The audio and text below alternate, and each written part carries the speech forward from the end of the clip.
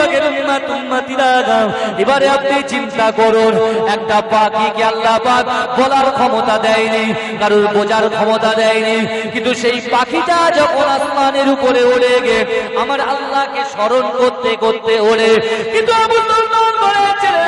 আল্লাহ তো 18,000 মখলুকাতের সেরা পাখি কি তো বানায়নি, কিন্তু পাখি আল্লাহ জিকির করছে, সকল প্রাণীরা আল্লাহর জিকির করছে, কিন্তু যে আল্লাহ পাক রব্বুল আলামিন আসমানের নিচে জমিনের উপরে 18,000 মখলুকাতের সরদার করে গে উম্মতে মুহাম্মাদীকে পাঠিয়ে দিয়েছে, ওই উম্মতে মুহাম্মাদী কেমন করে এই জান্নাতের বাগানকে ছেড়ে রেখে বাড়িতে বসে থাকতে পারে? কথা ঠিক না ভুল? এই কথা কিছু বুঝতে পারছেন? যে পাখিকে আল্লাহ পাক রব্বুল আলামিন তার বোঝার ক্ষমতা দেয়নি, বুঝে নেওয়ার, তার ভাষা বোঝার ক্ষমতা কারোর দেয়নি, সে কথা বলতে পারে না, তার যদি অসুস্থ হয় শরীর, সে মানুষকে বলতে পারে না যে আমার অসুস্থ হচ্ছে শরীর, বলতে পারে? ভাই কথা বলেন। কিন্তু আল্লাহ বলছে আলাম তারা আন্নাল্লাহা ইসাববিহু লাহু মান ফিস সামাওয়াতি ওয়াল আরদ ওয়া তায়রু সাফফা কুল্লুন ক্বাদ আলিমা সালাতাহু ওয়া তাসবিহা আল্লাহু আলিমুম বিমা ইয়াফআলুন। সেই পাখিটা ততক্ষণ পর্যন্ত উড়তে থাকে, সে ততক্ষণ পর্যন্ত ওড়ে আমি আল্লাহ আমার নাম নিতে নিতে ওড়ে। জোরে বলে। একটা পাখি সে 18,000 মখলুকাতের সেরা নয়, সে একটা মখলুক। সেরা কারা? ইনসানগুলো সেরা, তাই না? তাহলে আজকে আমাদের করণীয়টা কি, এটা একটু বোঝার দরকার আছে না? কিন্তু আমার ভাইজানেরা, ও মুসলমান করে ছেলেরা, ও নবী পাকের উম্মতিরা, বর্তমান সময় মুসলমানদেরকে কোণঠাসা করার জন্য মানুষ উঠে পড়ে লেগেছে, তারা মসজিদের মিনারের আযানটা বন্ধ করতে চায়। কথা ঠিক না বল? তারা মসজিদের নামাজটাকে বন্ধ করতে চায়, মাদ্রাসাগুলো বন্ধ করতে চায়। ও মুসলমান করে ছেলেরা, যখন আযানের সময় মুয়াজ্জিন কানে হাত দিয়ে আযান দেয়, ওই আযানের ধ্বনিটাও মসজিদ থেকে বন্ধ করতে চায়। কিন্তু মুসলমান ঘরের ছেলেরা, আমার আল্লাহ পাক রব্বুল আলামিন বান্দাকে জানিয়ে দিয়েছে, ও আমার বান্দারে, আমি আল্লাহ তোদেরকে এত ভালোবাসি, আমি আল্লাহ তোদেরকে এত প্যার করি, আমি আল্লাহ তোদেরকে এত মহব্বত করি। ও আমার বান্দারে, তোরা যখন কোনো নির্জন জায়গায় গিয়ে আমি আল্লাহ পাক রব্বুল আলামিন আমার কাছে তোরা যদি কিছু চাস, তোরা কোনো নির্জন জায়গায় গিয়ে আমি আল্লাহ পাক রব্বুল আলামিন আমার কাছে সিজদায় পড়ে যাস। ও আমার বান্দারে, আমি আল্লাহ পাক রব্বুল আলামিন তোদের কথা দিলাম, দুনিয়ার জমিনে কোনো মানুষ যদি তোদের কোরআনের উপরে বিরোধিতা করে, নামাজের উপরে বিরোধিতা করে, মুয়াজ্জিনের আযানের উপরে বিরোধিতা করে, তোরা যদি সঠিক রাস্তায় থাকতে পারিস, দুনিয়ার কোনো শক্তি তোমাদেরকে ক্ষতি করতে পারবে না।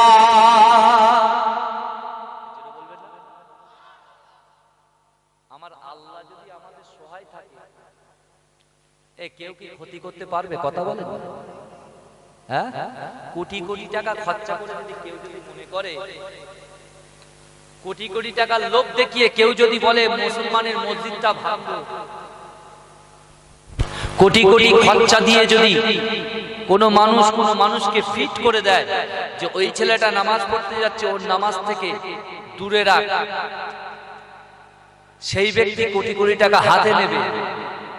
আমার আল্লাহ উপর থেকে সবকিছু দেখছেন, সবকিছু জানছেন, সবকিছু বুঝছেন। আমার আল্লাহ যদি ওই বান্দার সহায় থাকে, এই কোটি টাকা খরচা করে ওর নামাজ বন্ধ করে দিতে পারবে? এই কথা বলে।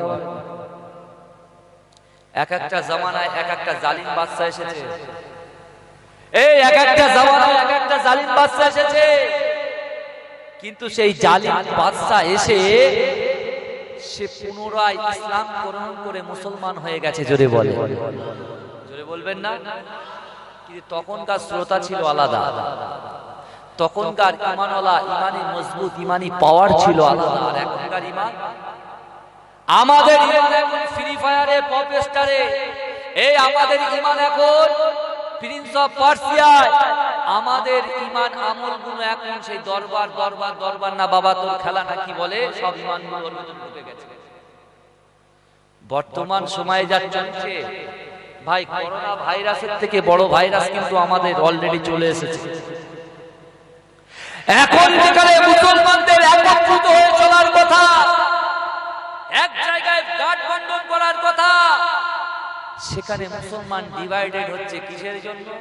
কেউ বলছে আমার জমির জন্য, কেউ করছে দোকানের জন্য, কেউ করছে গাড়ি বাড়ি করার জন্য। কথা ঠিক বলছি না ভুল বলছি?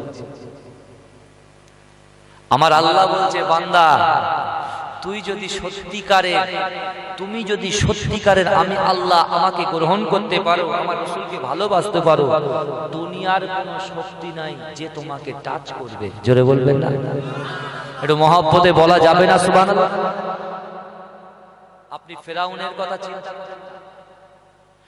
ফেরাউন বলেছিল সে আল্লাহ, বলেছিল আমি খোদা, আমি হলাম প্রভু। কি গো ভাই, এরকম হচ্ছে কেন? মাইকে বোম পড়ছে কেন? একটু দরুদ শরীফ পড়েন আল্লাহুম্মা।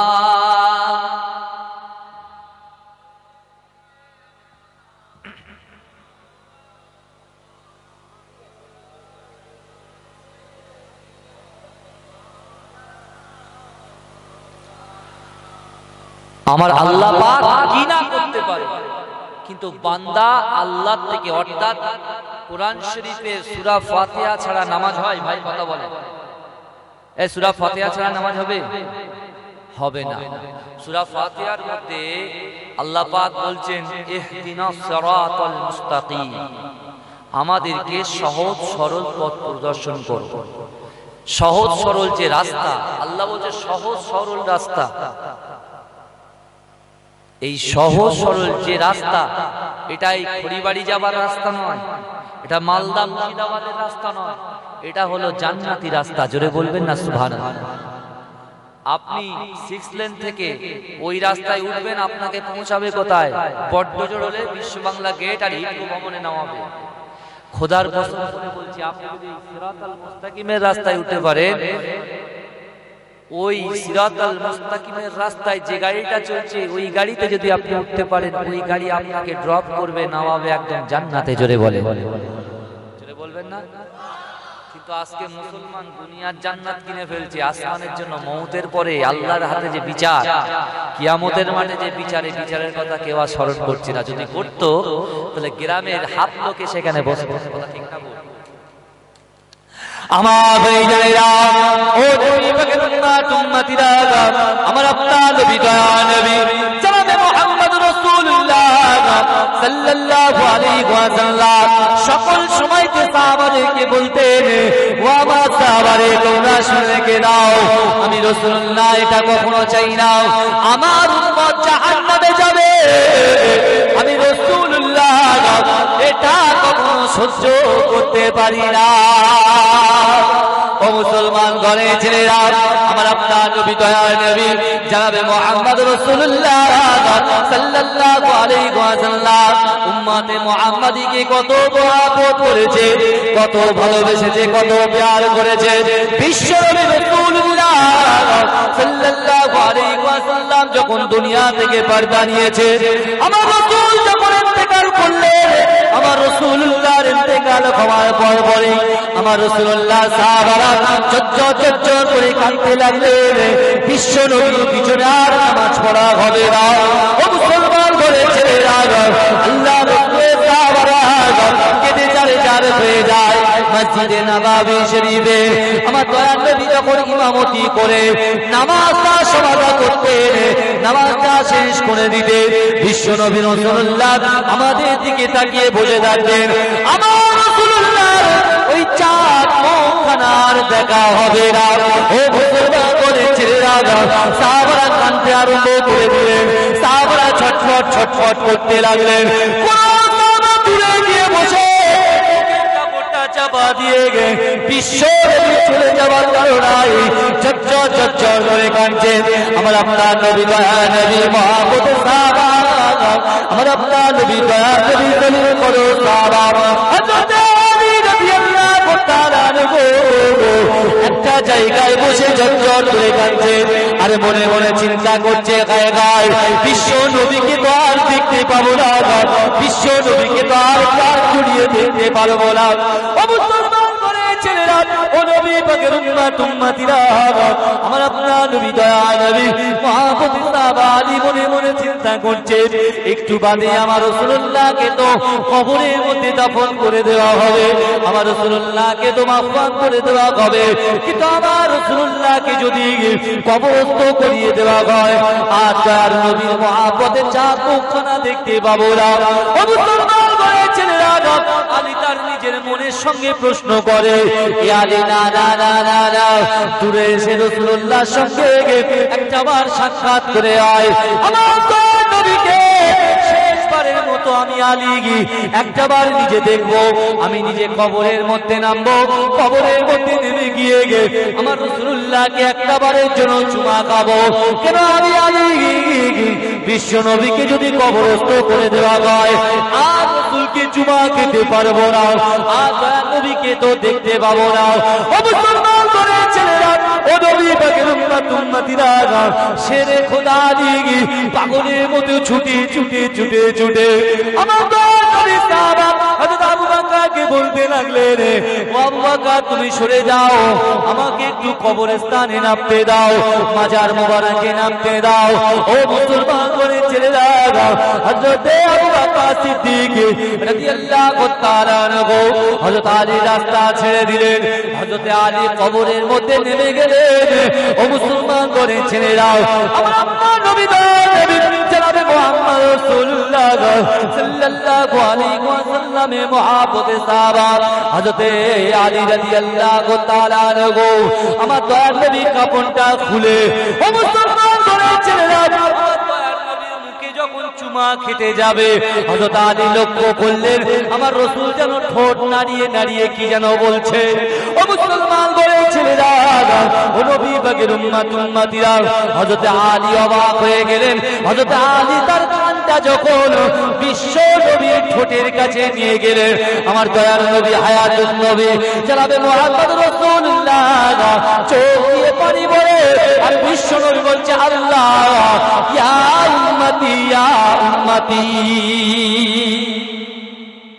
যেটা বলবেন না, আমার রাসূল চোখ দিয়ে পানি বয় আর ইয়া উম্মতি আমার উম্মতের কি হবে, আমার উম্মতের কি হবে বলে কাঁদছেন। জোরে বলুন। কিন্তু মুসলমান ঘরে ছেলেরা, আমরা তো রাসূলুল্লাহর উম্মত বলে দাবি করি, কিন্তু বিশ্ব নবী যে ওয়াদা আমাদেরকে করিয়েছে, বিশ্ব নবী যে বার্তা আমাদেরকে দিয়েছে, ওই বার্তা থেকে তো আমরা দূরে সরে যাচ্ছি। ও মুসলমান ঘরে ছেলেরা, বর্তমান কেন্দ্র সরকারকে তো আমরা ভয় পাচ্ছি, কিন্তু মুসলমান ঘরে ছেলেরা, আপনি কি জানেন একজন স্বর্ণ ব্যবসায়ী সে এত আল্লাহ ভীরু, সে এত আল্লাহকে মহব্বত করে, সে এত আল্লাহকে ভালোবাসে, সে এত আল্লাহকে প্যার করে। কবি নজরুলতে সেই স্বর্ণ ব্যবসায়ী নামাজের পাটিতে বসে আল্লাহ আল্লাহ জিকির করে, আল্লাহকে ডাকে, আই রাব্বি আল্লাহ আপনি আমাদের সঠিক রুজি দিন, আই রাব্বি আল্লাহ আমার হালাল রুজিতে ইনকাম দিন। ও মুসলমান করে ছেলেরা, একজন স্বর্ণ ব্যবসায়ী সে যখন নামাজের পাটিতে আল্লাহকে ডাকে, আল্লাহ পাক বলে, আমার বান্দারে আমি তোর ডাকে হাজির আছি। আমরা তো মোদী সরকারকে ভয় পাচ্ছি খুব, কিন্তু আগেকার যে সরকার চলেছিল জালিম বাদশা, একজন জালিম বাদশা তার অর্থ আছে, সম্পদ আছে, সে সব সময় চাইতো, তারিখের কিতাবের মধ্যে আছে, সেই বাদশা চাইতো যে মুসলমানের ঘর থেকে মুসলমান আল্লাহ আল্লাহ করে জিকির করবে, কোরআন তেলাওয়াত করবে, নামাজ পড়বে, ওটা হতে দেওয়া যাবে না। সেই বাদশা জালিম বাদশার ইচ্ছা ছিল, আমার আল্লাহ কি না পারে, যেটা অসম্ভব আল্লাহ সেটা সম্ভব করে দেয়। জোরে বলবেন না? জোরে বলা গেল না সুবহানাল্লাহ? নাম দেখবে মুসলমান, তুমি তো নাকে তেল দিয়ে ঘুমাচ্ছ আর ওখান থেকে তাকবীর দিচ্ছ, ও তাকবীরে কাজ হবে? কম্বল মুড়ে দিয়ে যদি আপনি তাকবীর দেন, সুবহানাল্লাহ বলেন, কোনো কাজ হবে? তামাম ভাইজানেরা, আজকে একটা জিনিস চিন্তা করুন, সেই জালিম বাদশার বাড়ির পাশে একজন স্বর্ণকারের বাড়ি। এ কি বুঝলে? জালিম বাদশার বাড়ির পাশে একজন স্বর্ণকার মুসলমানের বাড়ি, এক আল্লাহ প্রেমীর বাড়ি। জালিম বাদশা ওয়াদা করেছে, ওনার মনের খয়েশ, ওনার মনের ইচ্ছা করছে যে এই যে মুসলমানদেরকে আমি আর দেশে রাখবো না, সব মিটিয়ে দেব, সব শেষ করে দেব, ফেলে দেব, তাড়িয়ে দেব।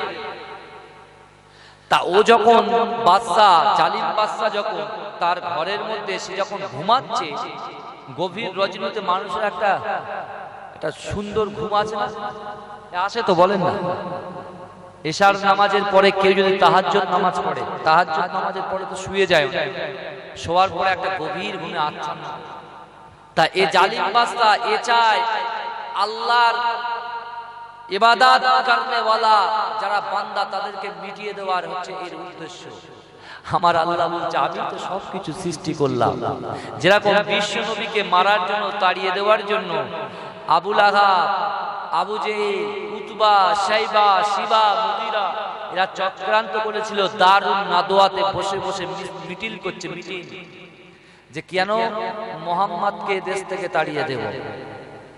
আমার আল্লাহ পাক বলছে, আসমান থেকে মিচকে মিচকে হেসে বলছে, এ আবু লাহাব, এ আবু জেহেল, তোরা আমার রসুলকে মারার জন্য আসমানের নিচে জমিনের উপরে প্ল্যান করিস, তোরা আমার হাবিবুল্লাহকে মারার জন্য আসমানের নিচে জমিনের উপরে প্ল্যান করিস, আর আমি আমার হাবিবুল্লাহ, আমার দোস্ত, আমার হাবিব, আমার বন্ধু, একে বাঁচানোর জন্য আমি আল্লাহ আসমানে প্ল্যান করি। বলে জোরে বলবেন না সুবহান, একটু চিৎকার করে বলবেন না।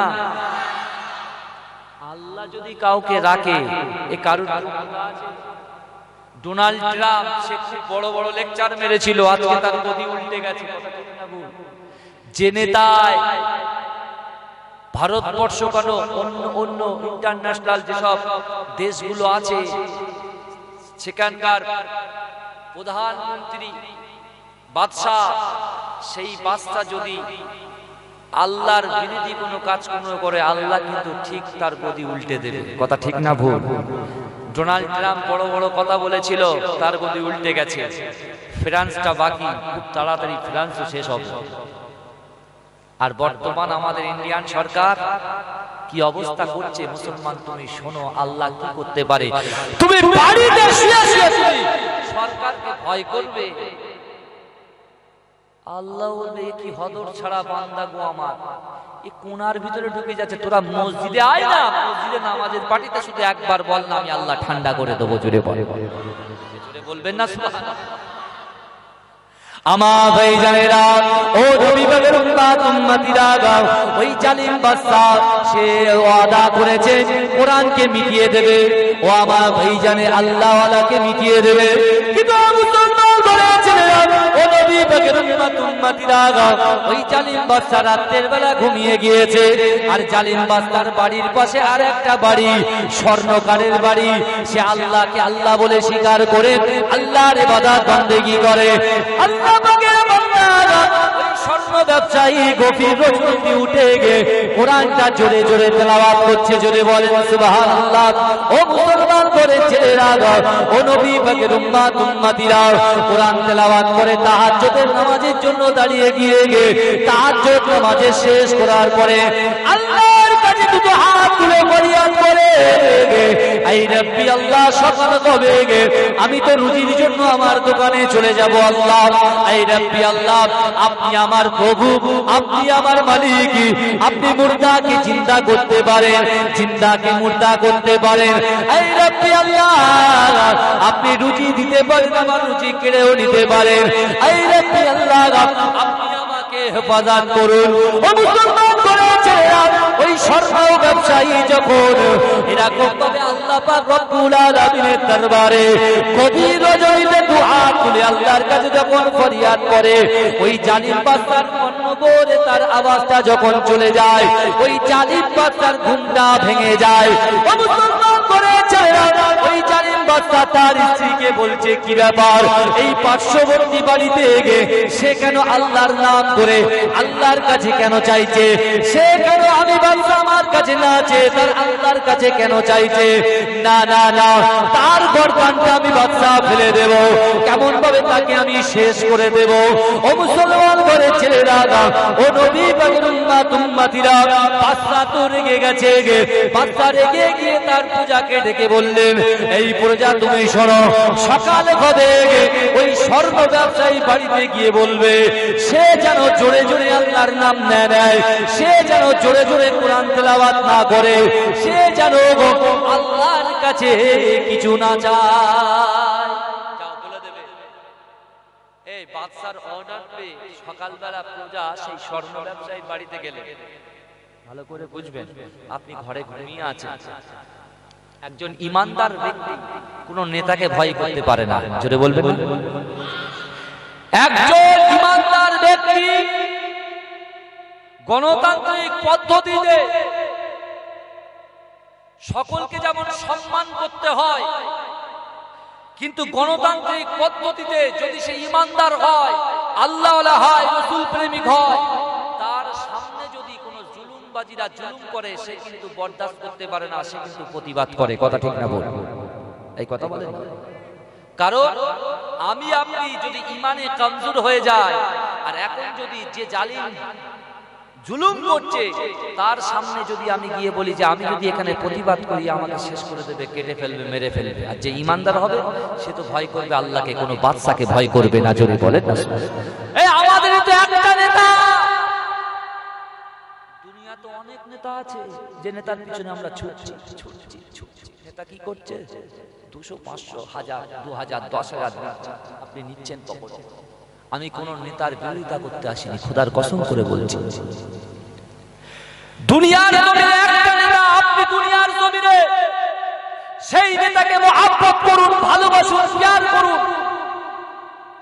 যে নেতা মৃত্যুর পরে আপনার সন্তান আপনার কবরে যাবে না, আপনার বাপ আপনার কবরে যাবে না, আপনার মা আপনার কবরে যাবে না, আপনার সন্তান আপনার কবরে যাবে না, কিন্তু সেই নেতাকে আপনি ভালোবাসুন যে নেতা আপনি মরে যাওয়ার পরে আপনার কবরস্থানের ভিতরে, অর্থাৎ কবরের ভিতরে আমার রাসূল হাজির হয়ে যাবে। জোরে বলে, জোরে বলবেন না?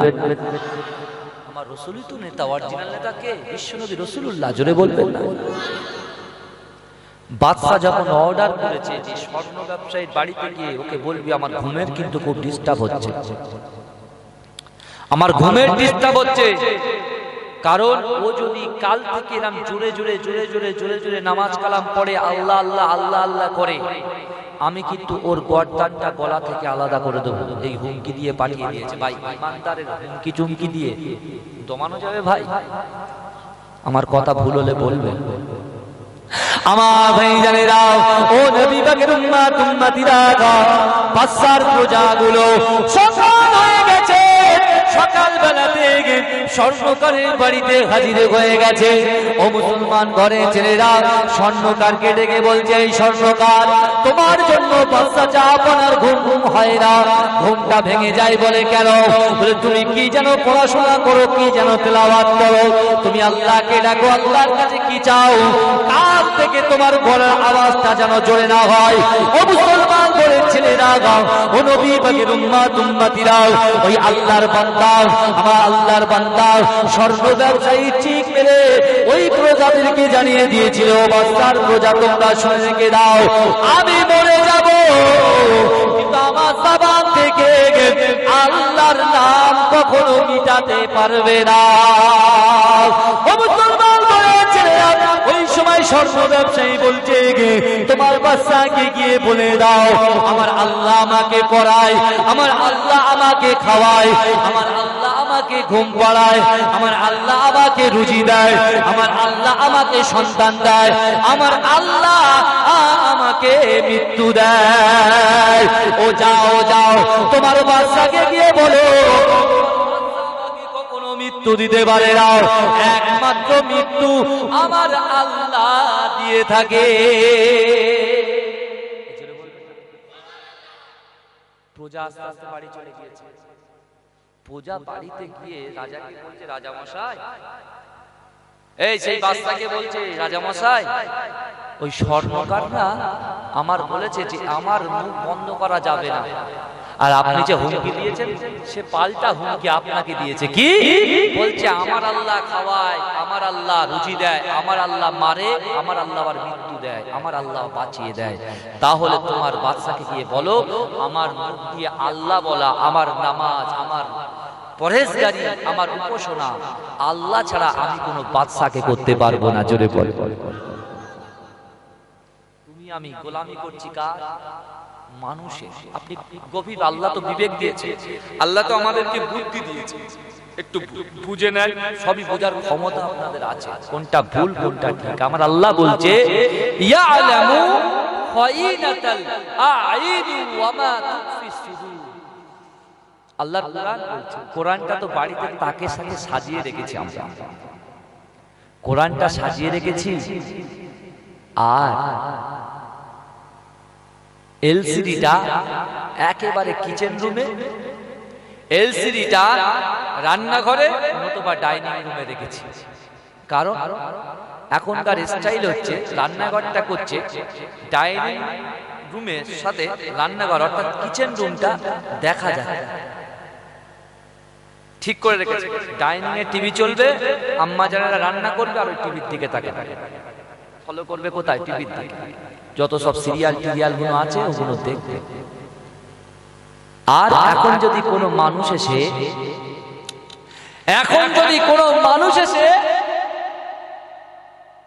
সে আমাদের হুমকি দেয়, তোর বাড়িতে কোরআনের আওয়াজ যেন দ্বিতীয় দিন যেন রাস্তায় না আসে, আমাদের ঈমানটা এমন হয়ে গেছে, সে কিন্তু সত্যি সত্যি আর কোরআন, যে জোরে কোরআনটা পড়তো সেটা আওয়াজটা লো করে দেবে।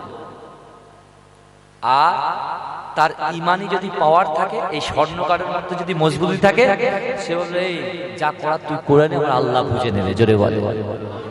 আমার আওয়াজ বুঝতে পারছেন তো নাকি? এই বুঝতে পারছেন তো? অসুবিধা হচ্ছে না? আল্লাহ বলছে ইয়ালামু খাইনাতাল আইনি ওয়া মা তুখফিস সুদূর। আল্লাহ বলছে বান্দা তোদের চোখের চুরি, তোদের চোখের চুরি মানে কি? অনেক মানুষ গোপনে গোপনে বাড়িতে শুয়ে রয়েছে, গোপনে শুয়ে রয়েছে, গোপনে গোনা করছে, গোপনে যারা চুরি করে, যারা ডাকাতি করে, যারা মস্তানি করে, ওরা গোপনে গোপনে করে, প্রকাশ্যে করে না। যদি হাটে বাজারে প্রকাশ্যে করে লোক ধরে মারবে তো, ওরেই মার খেয়ে পাল্টা মার খেয়ে।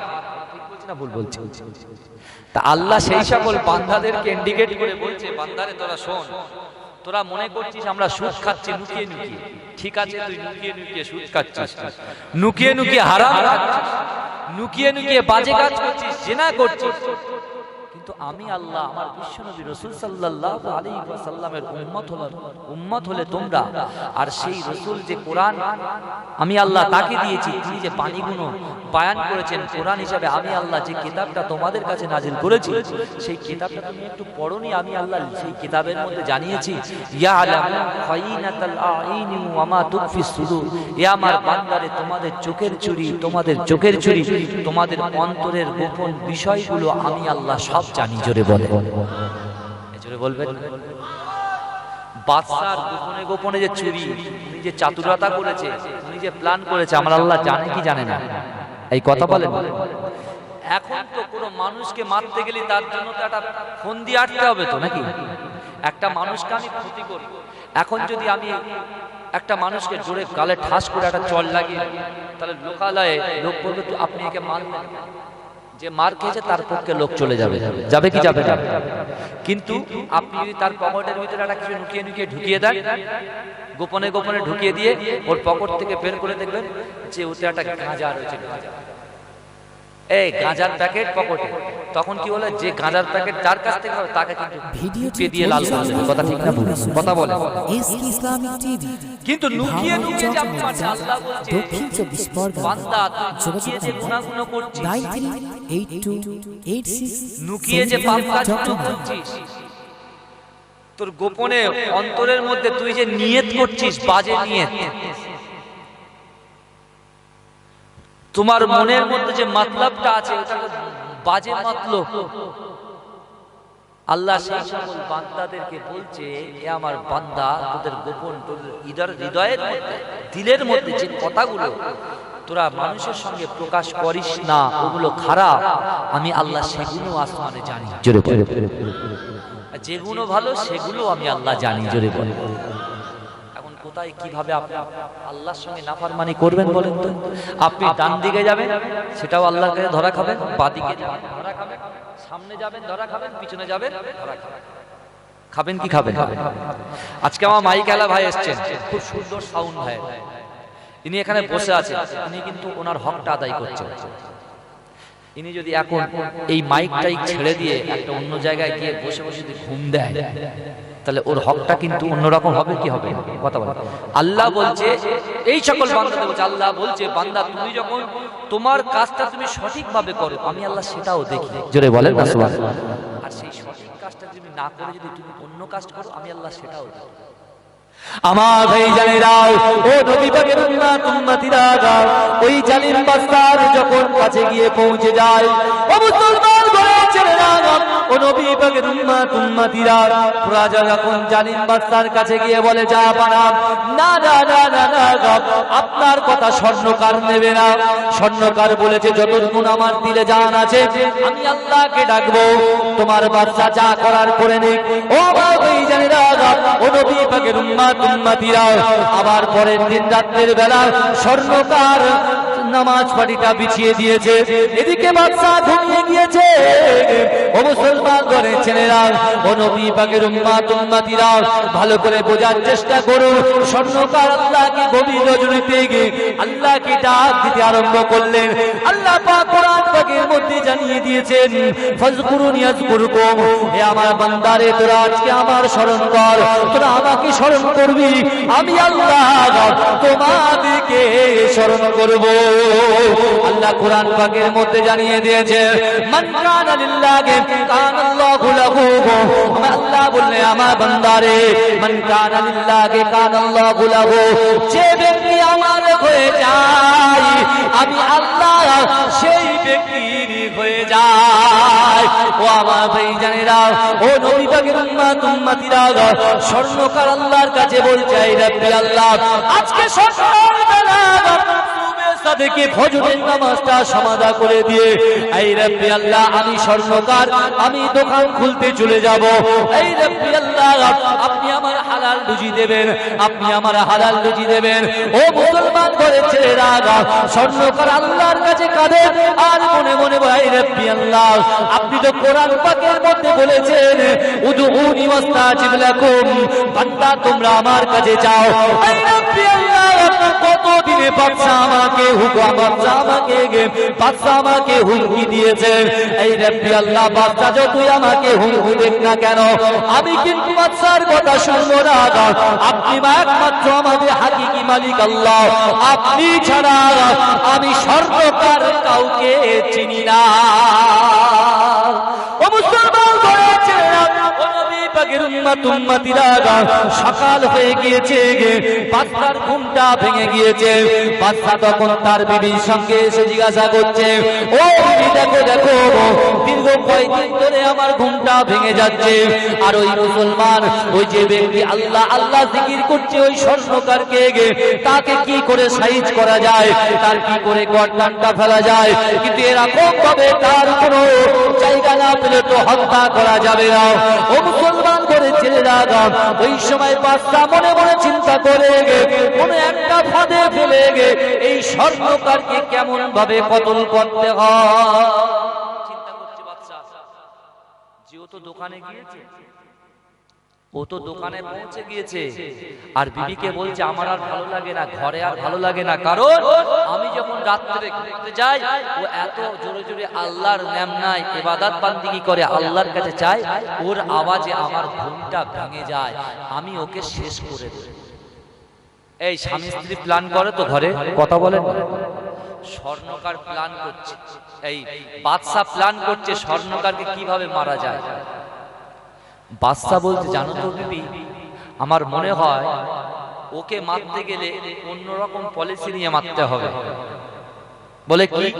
বলে আমার একটা সোনার আংটি আছে না? বলে হ্যাঁ। বলে তুমি ওই সোনার আংটিটা দাও, বাদ বাকি সব আমি বুঝে নিচ্ছি। আমার আল্লাহ উপর থেকে মুচকে মুচকে হাসছে আর বাদশার নাটকগুলো দেখছে। জোরে বলবেন না সুবহানাল্লাহ, জোরে বলবেন না সুবহানাল্লাহ। বাদশা তখন আস্তে আস্তে স্বর্ণকারের কাছে গেলেন। স্বর্ণকার বাদশাকে দেখে ও বুঝতে পেরেছে যে বাদশা যে এসেছে ও কিছু একটা অঘটন ঘটাতেই এসেছে, কিছু একটা কারবার করতেও এসেছে। যারা আল্লাহওয়ালা হয় তারা কোনো গুন্ডা মাস্তানকে ভয় করে না, কথা ঠিক না? কিন্তু আমার ভাই যারা বাদশা যখন গেল, বাদশা তখন বলছে স্বর্ণকার আমি এসেছি তোমাকে ক্ষতি করতে আসা। জাহাপনা আপনি বলেন আপনি কি করতে এসেছেন? বলে আমার যে সোনার আংটিটা আছে তুমি দেখতে পাচ্ছ খুব দামি আংটি, তা এটা সবসময় পরি তো, তা যে কোনো মুহূর্তে এটা হারিয়ে যেতে পারে, তা এর ভীষণ মূল্য, অনেক মূল্য। আমি চাইছি তুমি একটা ঠিক এরকম এর প্রতিচ্ছবি একটা নকল আংটি তুমি আমাকে বানিয়ে দাও, কারণ যখন আমি রাস্তাঘাটে ঘুরবো তখন নকল আংটিটা পরে থাকবো, আর যখন বড় বড় অকেশন অনুষ্ঠান বাড়ি যাব তখন আসল আংটিটা আমি নিজে হাতে পরে যাব। তখন স্বর্ণকার বলছে ঠিক আছে। তা আংটিটা বাদশা নিজের হাত থেকে খুলে স্বর্ণকারের হাতে দিলেন। স্বর্ণকার দেখছে, দেখে বলছে ঠিক আছে আমার এত টাকা মজুরি দেবেন, আমি আপনাকে নকল আংটি করে দেব। জোরে বলবেন না সুবহানাল্লাহ। এবার যখনই এই কথা বললেন হঠাৎ করে স্বর্ণকার যে আল্লাহ ভীরু মানুষ, আল্লাহর প্রশংসা যে করে গভীর রজনীতে উঠে, তার পানির একটু পিপাসা লেগে যায়। পানির পিপাসা পেয়েছে, সে তখন ওই আংটিটা রাজার হাতে দিয়ে বলছে যে রাজামশাই আপনি একটু বসেন, আমি একটু পানি পান করি। রাজামশাই বলছে তাহলে আংটিটা তুমি কোথায় রাখবে? বলে কেন আমার এই বক্সে রাখবে। বলে ঠিক আছে তুমি তোমার বক্সটা দিয়ে যাও, তোমার বক্সের মধ্যে আংটিটা দিয়ে দিচ্ছি। তো রাজামশাইয়ের কথা শুনে স্বর্ণকার বলেন ঠিক আছে আপনি রাখেন, আমি পানি পান করে আসি। পানি খেতে গেছে, রাজামশাই কি করেছে বক্সে সে আংটিটা না দিয়ে ও নিজের পকেটের ভিতরে আংটিটা ঢুকিয়ে নিলেন। আমার আল্লাহ কিন্তু সেটাও দেখছেন। জোরে বলে, এই জোরে বলবেন না।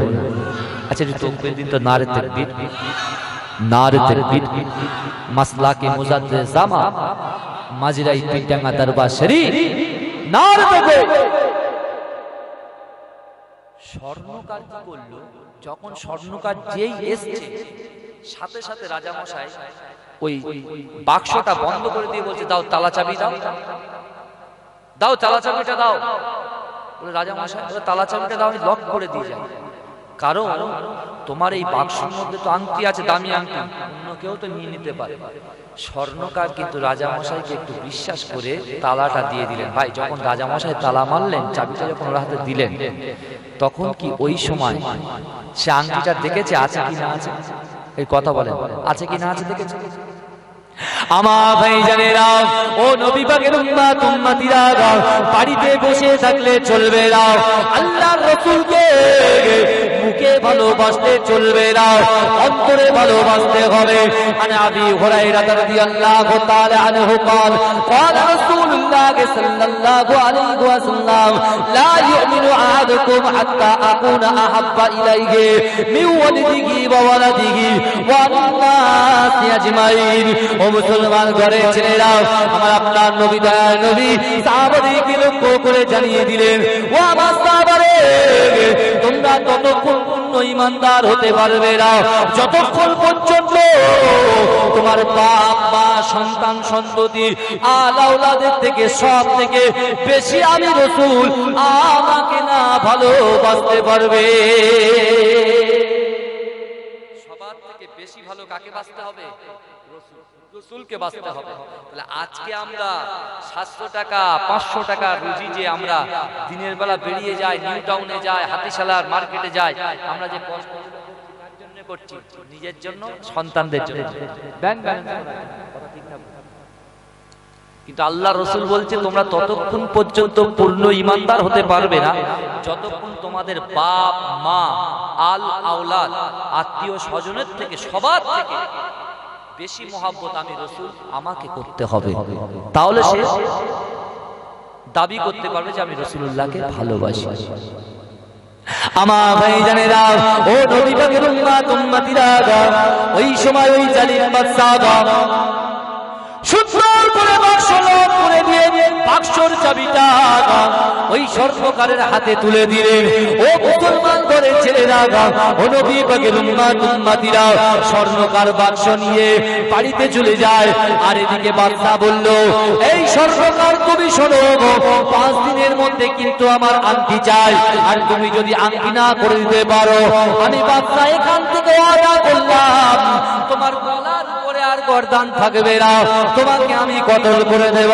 ও মুসলমান করে ছেলেরা, ও নবী পাকের উম্মতিরা, ওই গরিব মানুষটা, আল্লাহর মানুষটা ওই স্বর্ণকার ব্যক্তি বাক্সটা সঙ্গে করে নিয়ে গে বাড়িতে চলে যায়। বিবিকে বলে, ও বিবি তুমি কি জানো, আমার পার্শ্ববর্তী যে জমিদার, আমার পার্শ্ববর্তী যে বাদশা, ওই বাদশা আজকে আমার দোকানে গিয়েছিল, আমাকে একটা আংটি দেখিয়ে বলেছে গে এই আংটির সমান একটা নকল আংটি বানিয়ে দিতে হবে। আমি সেই বাদশাকে মজুরি চেয়েছি, আমি 5 দিনের মধ্যে আংটিটা বাদশাকে করে দেব। ওই সময় থেকে স্বামী তখন বাক্সটা যখন ওপেন করছে গে, বিবিকে বলছো, বিবি দাঁড়াও দাঁড়াও, বাক্সের মধ্যে সেই দামি সোনার আংটিটা আছে। ও আমার ভাইজানেরা, ও নবী পাকের উম্মতিরা, ও নবী দিওয়ানারা, ভালো করে শোনার চেষ্টা করো। ওই সময় স্বর্ণকার যখন বাক্সটা খুললো, বাক্সটা খোলার সাথে সাথে দেখতে পাই বাক্সের মধ্যে সেই সোনার আংটি নাই। ও মুসলমান বলেছে, ওই সময় স্বর্ণকার অবাক হয়ে যায়। স্বর্ণকার বুঝতে পেরে যায়, কারণ বাদশা আমাকে হুমকি দিয়েছে গে, নিশ্চয়ই বাদশা আংটিটা আমার কাছে না দিয়ে গে সে আংটি নিজে নিয়ে চলে গেছে। ও বাবা, ও নবী পাকের উম্মতিরা, ওই স্বর্ণকার তো বাদশার কাছে ওয়াদা করেছে, ও বাদশা আগামী 5 দিনের মধ্যে তোমার আংটিটা তোমাকে আমি নকল করে ফিরিয়ে দেব। কিন্তু আমার ভাইজানেরা, স্বর্ণকারের স্ত্রী বলছে, আমার স্বামী এ তো সর্বনাশ হয়ে গিয়েছে, আপনাকে তো বাদশা শেষ করে ফেলবে, আপনি যে আংটিটা আমাকে দেখাতে চাইছিলেন সেই আংটিটা কোথায় আছে? ও মুসলমান করে ছেলেরা, ও নবী পাকের উম্মতিরা, ওই সময় স্বর্ণকার স্ত্রীকে সরিয়ে দিয়ে নামাজের পাটিটা নিয়ে আমার আল্লাহকে বলতে লাগলেন, এই রব্বি আল্লাহ, আপনি তো সব কিছু জানেন, ইন্নাল্লাহা আলিমুল খবীর, আপনি সব কিছুর খবর রাখেন।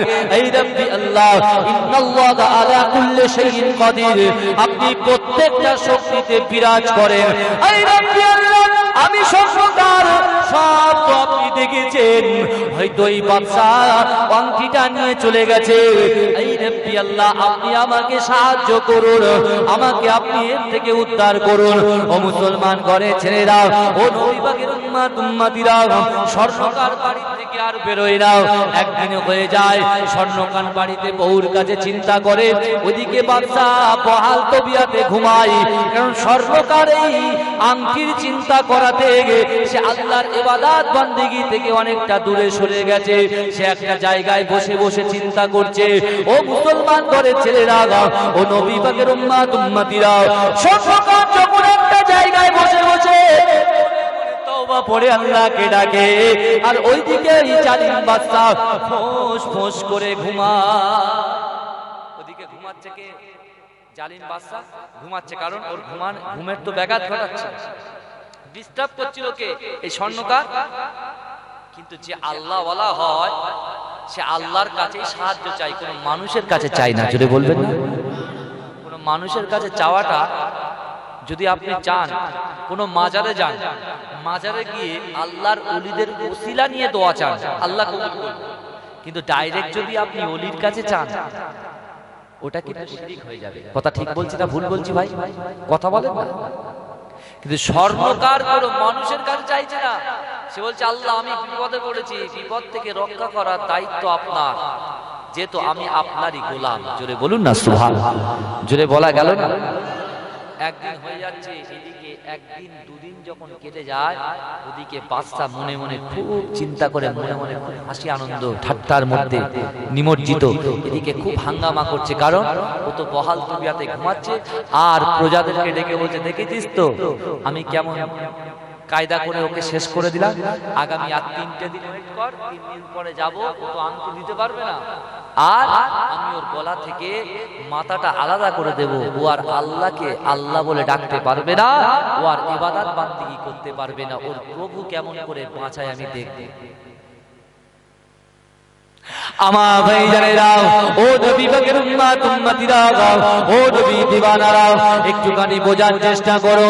একদিন হয়ে যায়, 2 দিন হয়ে যায়, 3 দিন হয়ে যায়, 4 দিনের মাথায় ওই স্বর্ণকার কাঁদতে কাঁদতে তার স্ত্রীকে বলতে লাগলেন, ও আমার স্ত্রী, আর মাত্র 1 দিন বাকি, আর 1 দিনের মধ্যে হয়তো বাদশা আমার কাছে আসবে, আমার কাছে এসে আংটিটা চাইবে। আমি তো আংটি দিতে পারবো না, তোমার স্বামী আর তোমার কাছে থাকবে না, কারণ বাদশা আমার গলাটা আমার মাথা থেকে আলাদা করে দেবে, আমাকে শেষ করে দেবে, আমাকে কতল করে দেবে। ও আমার ভাইজানেরা, ও নবী পাকের উম্মত উম্মতিরা, ও নবী দেওয়ানারা, 2 স্বামী স্ত্রী বসে বসে ক্রন্দন করছে। তোমায় স্বর্ণকার বলছে, ও আমার বিবি রে, ঠিক আছে, আগামীকাল তো বাদশা এসে আমাকে কতল করবে, একদিন তো সময় আছে, আসো আমরা একটু ভালো সুন্দর সুস্বাদু খাবার খাবো, তুমি বাজারে আমার কাছে দাও, আমি একটু বাজার করে নিয়ে আসি, সুন্দর মাছ ক্রয় করে নিয়ে আসি, সুন্দর খাবার দাবার ক্রয় করে নিয়ে আসি, কারণ আমি ওই মাছটাকে এনে আমি সাদকা দিয়ে দেব, আমি ওই মাছ গুনে এনে সাদকা করে মানুষকে খাওয়াবো। কারণ যদি সাদকা করে আল্লাহ পাক সাদকা দেওয়ার জন্য বিপদ থেকে আল্লাহ বিপদ থেকে বাঁচিয়ে দেয়। কোন মানুষ যদি সাদকা করে তার বিপদ কেটে যায়। এই চিন্তা করে স্বর্ণকার কি করলেন, গভীর রজনীতে আল্লাহ পাক রব্বুল আলামিনের কাছে দোয়া করে সকালবেলা স্বামীর স্ত্রীর কাছ থেকে ব্যাগটা নিয়ে বাজারে চলে গেলেন। ও মুসলমান করে ছেলেরা, ও নবী পাকের উম্মত উম্মতিরা, বাজারে গিয়ে সব থেকে সুন্দর বড় মাছটা কিনে স্বর্ণকার বাড়িতে চলে আসলো। ও আমার ভাইজানেরা, স্বর্ণকার যখন মাছ কিনে বাড়িতে নিয়ে চলে আসলো, বিবির হাতে বাজারের ব্যাগটা দিয়ে দিল, আর বিবির হাতে ব্যাগ দিয়ে স্বর্ণকার নামাজ বাড়িটা নিয়ে আল্লাহ পাকের ইবাদতে মগ্ন হয়ে গেল। ও আমার ভাইজানেরা, ও নবী পাকের উম্মত উম্মতিরা, ও নবী দিওয়ানারা, একটু ভালো করে বোঝার চেষ্টা করুন। ওই স্বর্ণকার যখন আল্লাহকে আল্লাহ বলে ডাকে আর বিসমিল্লাহ বলে ওই স্বর্ণকারের স্ত্রী যখন মাছের গলাতে যখন মাছের গলাটা কাটতে আরম্ভ করলেন, ও আমার ভাইজানেরা, তারিখের মধ্যে এসেছে মাছটা যখন কাটলো, মাছের পেট থেকে যখন নাড়ি ভুড়ি টান দিল, টান দেওয়ার সাথে সাথে তার স্ত্রী চিৎ মেরে বলল, ও আমার স্বামীরে, দেখো দেখো, মাছের পেটের ভিতর থেকে একটা সোনার আংটি পাওয়া গেছে। বলবেন না, মহব্বতে বলা যাবে না। ও আমার ভাইজানেরা, ও নবী পাকের উম্মত উম্মতিরা, ওই সময় সে আল্লাহ প্রিয় স্বর্ণকার সঙ্গে সঙ্গে নামাজে বাড়ি থেকে উঠে গিয়ে সে যখন আংটিটা হাতে নিল, চোখ দিয়ে চচ্চর চচ্চর করে পানি পড়ে গে আর আল্লাহকে ডাকে, আই রাব্বি আল্লাহ, এই সেই আংটি যে আংটি স্বর্ণকার, আমি স্বর্ণকার, আমার কাছে বাদশা আমার হাতে দিয়েছিল। আই রাব্বি আল্লাহ, আপনি তো সব কিছু করতে পারেন, আল্লাহ পাক যেটা খবর না সেটা আপনি করে দিতে পারেন। এই রাব্বি আল্লাহ, যে আংটিটা ষড়যন্ত্র করে বাদশা আমার দোকান থেকে চুরি করে নিয়ে গেছে, সেই আংটিটা আপনি আমার কাছে আপনি ফিরিয়ে দিয়েছে। বলবেন না, স্বর্ণকারের তো দিল খুশ, সঙ্গে সঙ্গে তড়ি ঘড়ি করে 4 দিনের দিন 5 দিনের মাথায় ওই আংটিটাকে তৈরি করে ফেললেন। জোরে বলো, জোরে বলা গেল না সুবহানাল্লাহ। এইবারে 5 দিনের দিন রাত্রেবেলা বাদশা ঘুমাচ্ছে, এ তখন জোরে জোরে জোরে জোরে কোরআন তেলাওয়াত করছে। জোরে বলুন, জোরে বলুন না সুবহানাল্লাহ। যখন জোরে জোরে কোরআন তেলাওয়াত করছে, ভেঙে গিয়ে ও তার প্রজাদেরকে ডেকে বলছে, কি ব্যাপার, 4 দিন নিশ্চিন্তে ঘুমালাম, আর স্বর্ণকার ফের কদিন ওরে তো ব্যবস্থা করে দিয়েছি, আবার কোরআন তেলাওয়াত করছে। বলছে ঠিক আছে, মন ভরে কোরআন তেলাওয়াত করুক, 5 দিনের মাথায় তো আমার আংটি দেওয়ার কথা, আংটি তো দিতে পারবে না, কারণ আংটি তো আমার কাছে, কারণ আমি তো ওই আংটিটা সমুদ্রে ফেলে দিয়েছি। জোরে বলবেন না? আমি তো 4 দিন আগে ওই আংটিটা ওর দোকান থেকে নিয়ে চুরি করে সমুদ্রে ফেলে দিয়েছি। ও তো আংটি জীবনে দিতে পারবে না। আমার আল্লাহ কি করছেন দেখেন, আমার আল্লাহ কি পারে। তুমি তো বাড়ি শুয়ে শুয়ে যদি আল্লাহকে বলো আল্লাহ আমার খাওয়া, আল্লাহ খাওয়াবে ভাই? নেড়ে খেতে হবে তো। কথা বলেন, বর্তমান সময় কি চলছে? আল্লাহর রাসূলের সাহাবারা আল্লাহর রাসূলকে কত মহব্বত করত, কত প্যার করত, দিনের পর দিন রাসূলুল্লাহকে চামড়া চোখে দেখতো, তারপরেও মসজিদে নববী ছেড়ে যায়নি। জোরে বলুন না সুবহানাল্লাহ। আমার ভাইজানেরা, ও নবী পাকের উম্মতিরা, ওই বাদশা 5 দিনের মাথায় স্বর্ণকারের দোকানে উপস্থিত হয়ে গিয়েছে।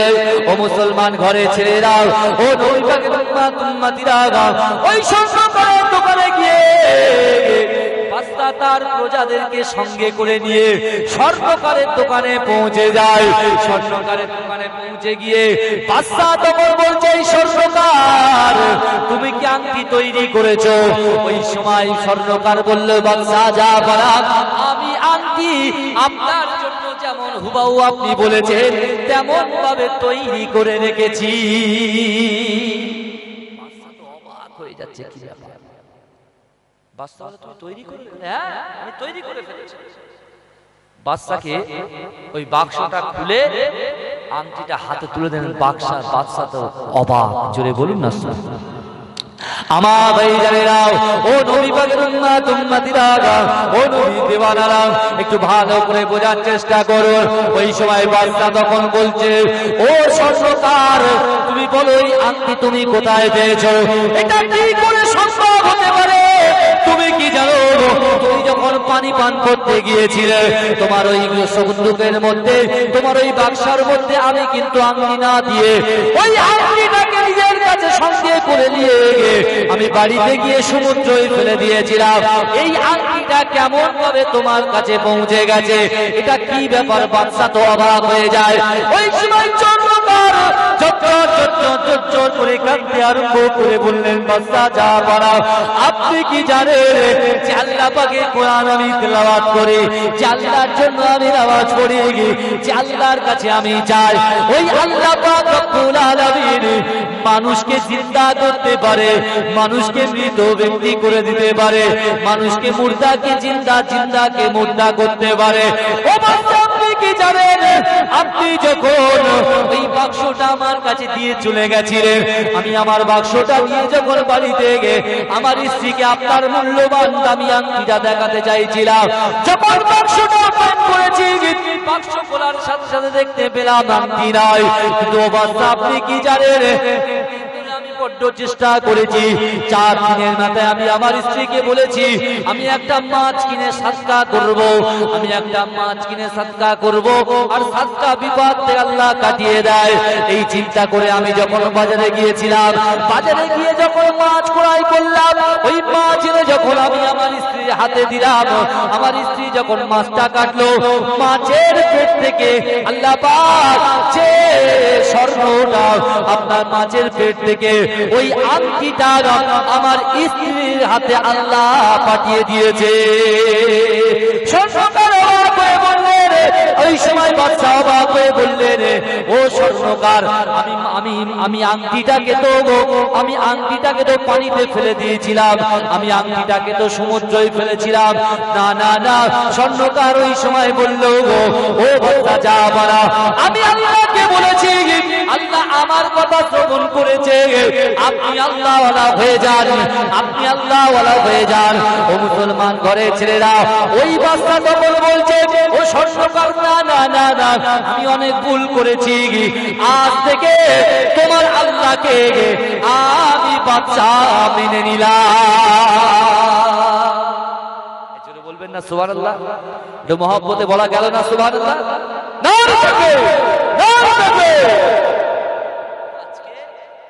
আপনাদের এই জিরেনগাছা বাঙানাই পাড়ায় জলসা হচ্ছে, আর তুমি বহাল তবিয়াতে ঘুমাচ্ছ, ছি ছি ছি ছি, আবার তুমি বলো আমি রাসূলকে ভালোবাসি। আমার রাসূলুল্লাহর একজন সাহাবা যার নাম হলো হযরত আবু হুরায়রা রাদিয়াল্লাহু তাআলা আনহু, যে আবু হুরায়রা সকল সাহাবাদের থেকে সবথেকে বেশি হাদিস বর্ণনা করেছেন, জোরে বলে। ওই আবু হুরায়রা আজকে আপনি বলুন তো দেখি, দীর্ঘ 8 মাস লকডাউনে একটা হাত তুলে বলেন, হুজুর পরপর 3 দিন আমার খাওয়া হয়নি, এরকম মানুষ কেউ আছে? কেউ নেই। আল্লাহ তো ভালোবেসে রুজি পাঠিয়ে দিয়েছে, জোরে বলে। কিন্তু আমরা কি করছি? যেখানে বসার কথা, বিশ্বনবী যে জায়গায় রুহানি হালাতে, আমার দয়ার নবী যদি ইচ্ছা করে এই মাহফিলে রুহানি হালাতে হাজির হতে পারেন, জোরে বলে। এই সেই মজলিস ছেড়ে আপনি বাড়িতে ঘুমাচ্ছেন।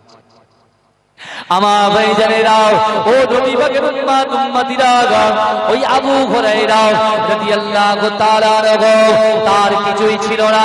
একদিন নয়, দুদিন নয়, 3 দিন নয়, ও মুসলমান ভাইরা, মসজিদে নববী শরীফের মধ্যে একটা জায়গা আছে, যে জায়গাটার নাম হলো আসহাবে সুফফা। ও মুসলমান ঘরের ছেলেরা, ওই আসহাবে সুফফার মধ্যে আমার রাসূলুল্লাহর জলিল কদর সাহাবারা থাকতেন। ও মুসলমান ঘরের ছেলেরা, ও নবী পাকের উম্মতিরা, ওই আসহাবে সুফফার মধ্যে আল্লাহর রাসূলের অনেক এতিম সাহাবারা থাকতেন। ওই আসহাবে সুফফার মধ্যে আল্লাহর রাসূলের অনেক ছোট ছোট অনেক গোবর সাহাবারা থাকতেন। ও মুসলমান ঘরের ছেলেরা, ও নবী পাকের উম্মতিরা, হযরত আবু হুরায়রা রাদিয়াল্লাহু তাআলা আনহু মসজিদে নববী শরীফে বসে আছেন। আমার আপনার নবী দয়ার নবী জনাবে মুহাম্মদ রাসূলুল্লাহ সাল্লাল্লাহু আলাইহি ওয়াসাল্লাম সাহাবাদেরকে নিয়ে কোরআন হাদিসের কথা আলাপ আলোচনা করছেন। আমার আপনার নবী দয়ার নবী জনাবে মুহাম্মদ রাসূলুল্লাহ সাল্লাল্লাহু আলাইহি ওয়াসাল্লামের কথাটা আবু হুরায়রা রাদিয়াল্লাহু তাআলা আনহু মন দিয়ে শ্রবণ করছেন। এমন অবস্থায় আবু হুরায়রা একদিন নয়, দুদিন নয়, 3 দিন ধরে খেতে পায় না। ক্ষুধা তার শরীর থরথর করে কাঁপছে, সে দাঁড়াতে পারে না, বসতে পারে না। আসহাবে সুফফার মধ্যে সে ক্ষুধার তাড়নায়, ক্ষুধা অবস্থায়, এত ক্ষুধার তাড়না নিয়ে তৃষ্ণার্ত কাতর হয়ে, ও মুসলমান ঘরের ছেলেরা, আবু হুরায়রা বেহুশ হয়ে পড়ে গিয়েছে, থরথর করে কাঁপছে। আল্লাহর রাসূলের সাহাবারা বলতে লাগলেন, আসহাবে সুফফার মধ্যে কি কোনো মৃগ রোগী চলে আসলো নাকি? আসহাবে সুফফার মধ্যে কোনো মৃগ রোগী চলে আসলো। ও মুসলমান ঘরের ছেলেরা, আবু হুরায়রা রাদিয়াল্লাহু তাআলা আনহু ওই সময় ওই ক্ষুধা অবস্থায় মুখ নেড়ে নেড়ে বলছে, আমি কোনো মৃগ রোগী নয়, আমি কোনো মৃগ রোগী নয়, আমি গোলাম রাসূলুল্লাহ সাহাবা আবু হুরায়রা। যেটা বলবেন না? বলছে কি ব্যাপার, তুমি কাঁপছো কেন? বলে 3 দিন ধরে খাওয়া হয় না। বলে যাও না, 3 দিন ধরে খাওয়া হয় না, তুমি খেয়ে এসো। আবু হুরায়রা বলছে, না, আমি 3 দিন ধরে খাওয়া হয় না তো কি হয়েছে, আমি খেতে যাব আর রাসূলুল্লাহর মূল্যবান বাণী আমি শুনতে পাবো না। আমি আবু হুরায়রা মৃত্যুবরণ করব, তাতে আমি রাজি, কিন্তু রাসূলুল্লাহর মূল্যবান কথা ছেড়ে যাবে, এতে আমি রাজি নই। জোরে বলবেন না? রাসূল তো আমাদের কাছে নেই, রাসূলুল্লাহর ওয়ারিস তো আছে, তাহলে তাদের কথা আপনি শুনবেন না? সেই সকল সাহাবাদের থেকে আপনি শিক্ষা নেবেন না? সে সকল সাহাবাদের থেকে আপনি শিক্ষা নেবেন না? কথা বলে আমার ভাইজানেরা, আল্লাহর কোরআন বলছে, নাহনু আকরাবু ইলাইহি মিন হাবলিল ওয়ারিদ। এ আমার বান্দারে, আমি আল্লাহ তোদের ঘাড়ের যে শিরা উপশিরাগুলো আছে, তোদের ঘাড়ের শিরার থেকে অতি নিকটবর্তী আমি আল্লাহ তোদের সঙ্গে থাকি। জোরে বলে, জোরে বলবেন না সুবহানাল্লাহ। আমার ভাইজানেরা, ও নবী পাকের উম্মতিরা, আমার আপনার নবী দয়ার নবী জনাবে মুহাম্মদ রাসূলুল্লাহ সাল্লাল্লাহু আলাইহি ওয়াসাল্লাম উম্মতে মুহাম্মাদীকে এত ভালোবাসে, উম্মতে মুহাম্মাদীকে এত প্যার করে। আমার আপনার নবী দয়ার নবী জনাবে মুহাম্মদ রাসূলুল্লাহ সাল্লাল্লাহু আলাইহি ওয়াসাল্লাম মসজিদে নববী শরীফ থেকে যখন পার হয়ে যান, আমার দয়ার নবী যখন পার হয়ে যাচ্ছে, আবু হুরায়রা রাদিয়াল্লাহু তাআলা আনহু আস্তে আস্তে দুর্বল শরীর নিয়ে দাঁড়িয়ে আমার রাসূলুল্লাহকে সালাম দিচ্ছে, আসসালামু আলাইকা ইয়া রাসূলুল্লাহ। রাসূলুল্লাহ আসসালামু আলাইকা ইয়া হাবিবাল্লাহ। জোরে বলবেন না? আল্লাহ রাসূলকে সালাম দিচ্ছে। আল্লাহ নবী মুস্কে মুস্কে হেসে বলছে, আবু হুরায়রা কি ব্যাপার? 3 দিন ধরে তুমি আমার দরবার শরীফে পড়ে আছো, মসজিদে নববীতে আছো, তুমি এতদিন সালাম দাওনি, আর এখন তুমি সালাম নিচ্ছ কেন? আল্লাহ রাসূল বুঝতে পেরেছে যে আবু হুরায়রার পেটে বড় ক্ষুধা, কারণ ও চাইছে যে আমি রাসূলুল্লাহকে সালাম নেব, আর রাসূল যদি আমার কোনো সাহাবার বাড়িতে নিয়ে দুটো খাইয়ে দেয়। জোরে বলবেন না? জোরে বলবেন না? আমার ভাই জানেরা, ও নবী পাকের উম্মতিরা, আমার আপনার নবী দয়া নবী জনাবে মুহাম্মদ রাসূলুল্লাহ সাল্লাল্লাহু আলাইহি ওয়াসাল্লাম ওই সময় আবু হুরায়রা রাদিয়াল্লাহু তাআলা আনহুকে বললেন, ও আবু হুরায়রা, তুমি আমি রাসূলুল্লাহ আমাকে সালাম দিয়েছো, ও আবু হুরায়রা তুমি চিন্তা করো না, একজন মহিলা সন্ধ্যার সময় কিছু উপঢৌকন নিয়ে আসবে, ওই উপঢৌকন ওই খাবারটা তুমি তোমার কাছে রেখে দেবে, তুমি কিন্তু ভক্ষণ করবে না। ও আমার ভাইজানেরা, ও নবী পাকের উম্মতিরা, আমার আপনার নবী দয়া নবী মহব্বত সাহাবা হযরত আবু হুরায়রা রাদিয়াল্লাহু তাআলা আনহু সন্ধ্যার সময় হয়ে গেল, একজন মহিলা এক গ্লাস দুধ নিয়ে গিয়ে আল্লাহ রাসূলের তালাশে মসজিদে নববীতে হাজির হয়ে যায়।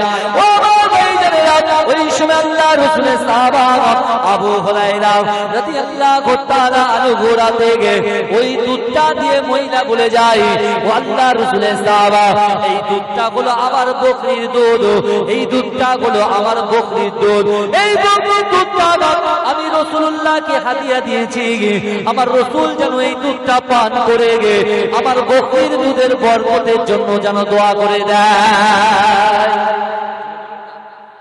এটা মহব্বতে বলা যাবে না? আবু হুরায়রা রাদিয়াল্লাহু তাআলা আনহু দুধটা নিয়ে বলতে, যাক এক চুমুড়ে আমি শেষ করে ফেলবো। ভাই 3 দিনের ক্ষুধা নিয়ে এক গ্লাস দুধ, ভাই সে মানুষের পেটে কি যাবে? ক্ষুধা তৃপ্তি নিবারণ হবে? কথা বলে। আর ও কি মানুষের জন্য দেবে? ও নিজেই খেয়ে নেবে। আর রাসূলুল্লাহ সাল্লাল্লাহু আলাইহি ওয়াসাল্লাম তো সব তো বুঝতে পেরেছে, রাসূল তো সব বুঝতে পারে, সব তো জেনে গেছে, কিন্তু বিশ্বনবী রাসূল সাল্লাল্লাহু আলাইহি ওয়াসাল্লাম আবু হুরায়রাকে বলছে, আবু হুরায়রা দুধ পেয়েছো? বলে, ইয়া রাসূলুল্লাহ দুধ পেয়েছি, যদি আপনি না বলতেন কখন সাবার করে ছেড়ে দিতাম, কারণ আমার পেটে তো ক্ষুধা, 3 দিন ধরে খাই না। আল্লাহ রাসূল দেখো তো আসহাবে সুফায় কতজন আছে। আবু হুরায়রার চোখটা বড় হয়ে গেছে যে আমি একা খাবো, রাসূল একটু খাবে হয়তো আমাকে দিয়ে দেবে, যদি 3 দিন খাওয়া খাবো। আর আসহাবে সুফায় তো গেলে তো হুদুদা আমার আর কাছে পৌঁছাবে, কারণ যে মেহমানদারি করে সে সবার শেষে খায়, এই যে খাতিরদারি করে সে সবার কি করে?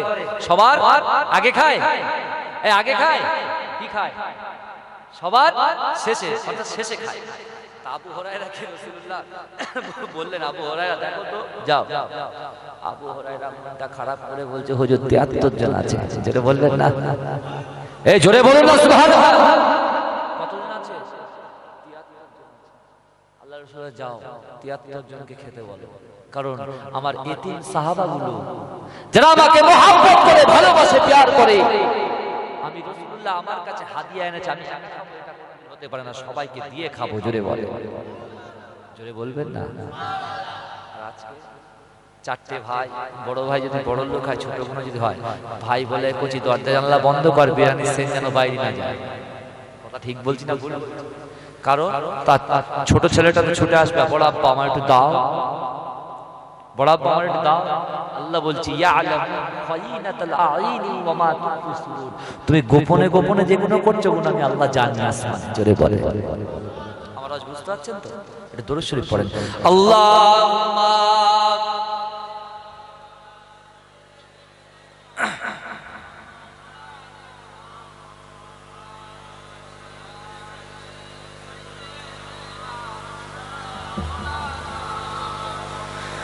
তুমি আসমানে থাকো প্রভু, আমি জমিনে, তবু তোমারি প্রেম জমে হৃদয় গহীনে।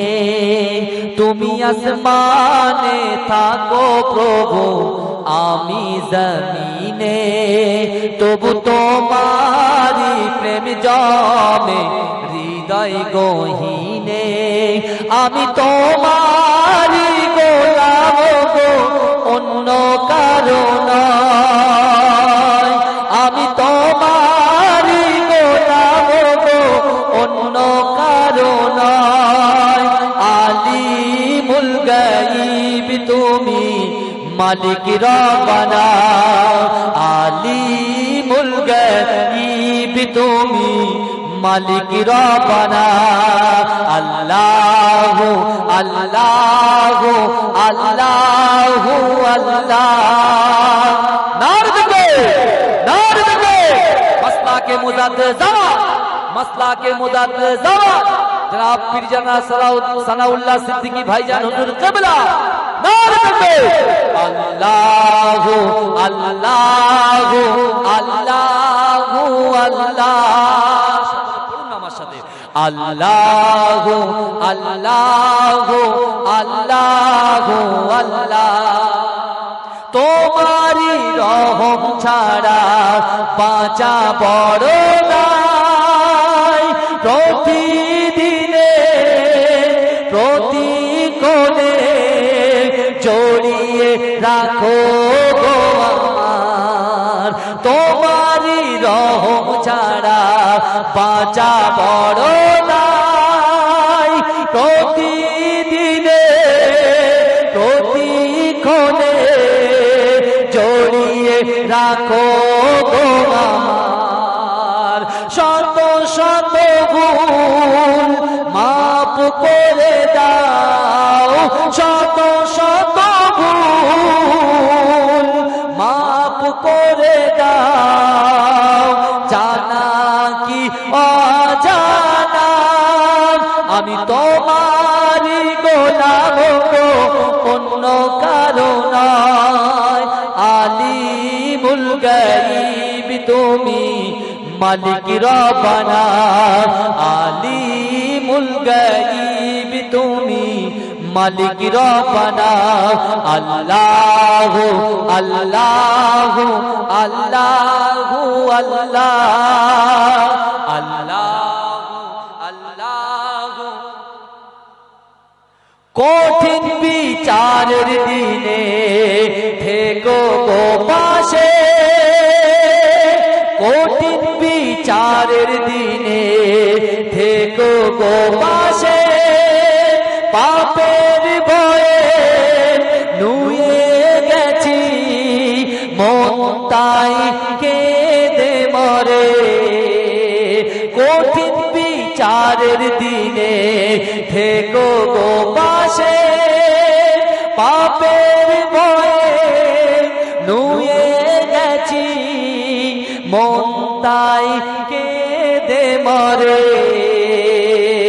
জান্নাতি ফুল দিও গো আমার জান্নাতি ফুল দিও গো আমার আগুন ফেলে দিও না আমি তোমারি গোলাম গো অন্য কারো নয় আলিমুল গায়ব তুমি মালিক রব্বানা আলিমুল গায়ব তুমি মালিক রব্বানা আল্লাহ আল্লাহ আল্লাহ আল্লাহ সকলে পড়ুন না আল্লাহ আল্লাহ আল্লাহ আল্লাহ আল্লাহুম্মা সাল্লি আলা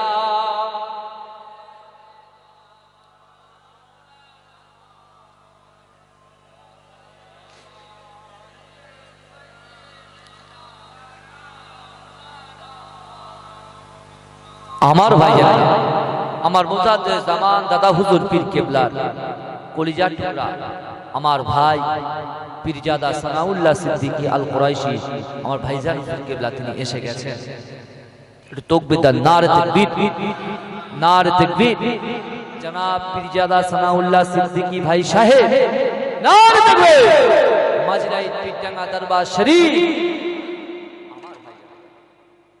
আজকে আল্লাহ পাক রব্বুল আলামিন বান্দাকে বললেন নাহনু আকরাবু ইলাইহি মিন হাবলিল ওয়ারিদ, বান্দা আমি আল্লাহ তোমাদের ঘাড়ের থেকে অতি নিকটবর্তী, তোমাদের সঙ্গে আছি। জোরে বলে আজকে রাসূলুল্লাহকে মহব্বত করতে পারলাম না।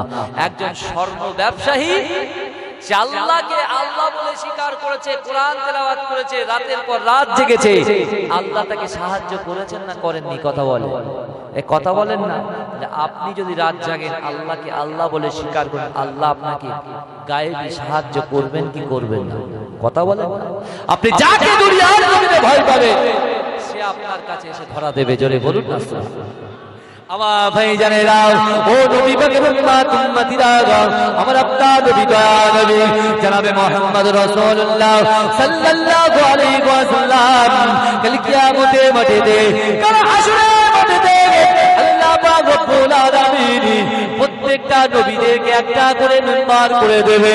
ও মুসলমান করে ছেলেরা, ও নবী পাকের উম্মতিরা, প্রত্যেক নবীদের একটা করে আল্লাহ পাক যখন মিম্বার করে দেবে, সকল পয়গম্বরেরা কাল কিয়ামতের মাঠে কাল হাসরের মাঠে সেই সকল মিম্বারে বসে যাবে, সেই সকল মিম্বারে আসন গ্রহণ করবে। ও আমার ভাইজানেরা, আল্লাহ পাকের আরশে আজিমের ডান দিকে সব চাইতে সুন্দর মিম্বার, সব চাইতে উচ্চ মিম্বারটা আমার আপনার নবী নবী জনাবে মুহাম্মদ রাসূলুল্লাহর হবে। আমার ভাইজানেরা, হাদিস পাকের মধ্যে লেখা আছে আমার আপনার নবী নবী জনাবে মুহাম্মদ রাসূলুল্লাহ সাল্লাল্লাহু আলাইহি ওয়াসাল্লামের যে মিম্বারটা ডান দিকে থাকবে, আল্লাহ পাকের আরশে আজিমের বাম দিকে মিম্বারটা হযরত ইব্রাহিম আলাইহিস সালাতু ওয়াস সালামের থাকবে।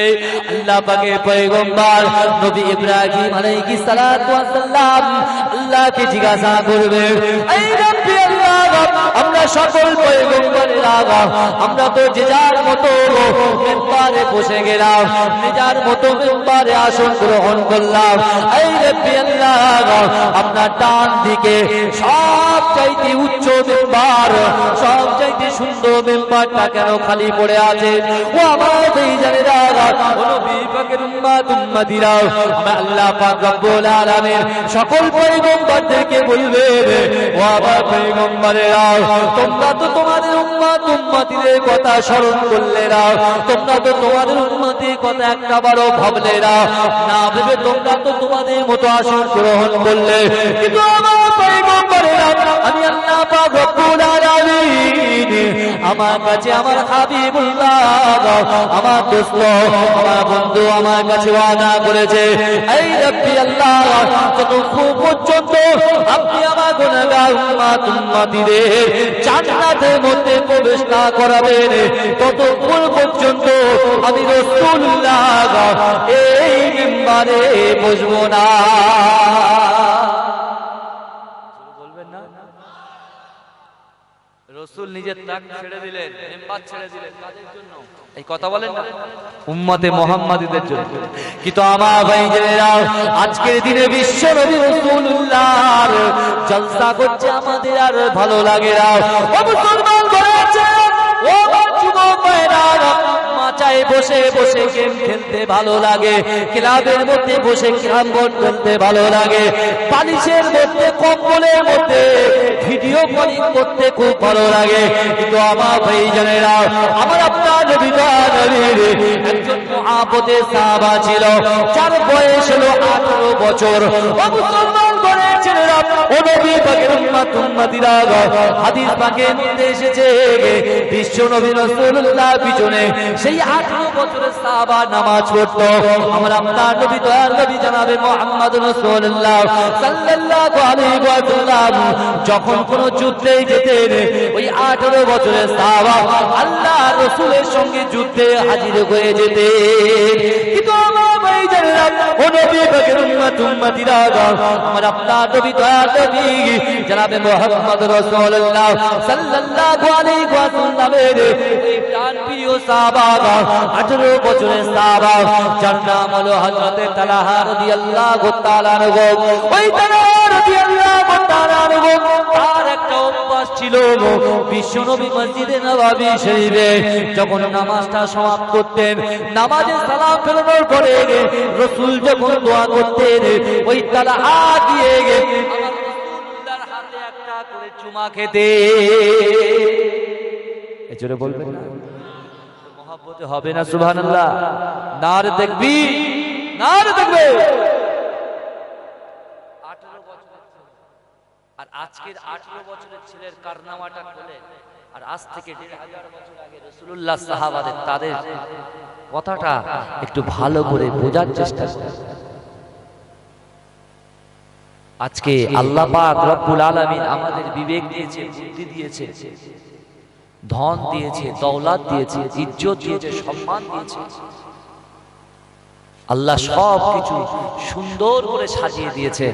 আজকে বিশ্বনবী রাসূল সাল্লাল্লাহু আলাইহি ওয়াসাল্লাম যখন কোরআনের বাণী নিয়ে মক্কার ঘরে ঘরে যেতে, মক্কার কাফেরগুলো, বেঈমানগুলো আমার রাসূলুল্লাহকে মারতো কি মারতো না? কথা বলে। আমার বিশ্বনবী রাসূল সাল্লাল্লাহু আলাইহি ওয়াসাল্লাম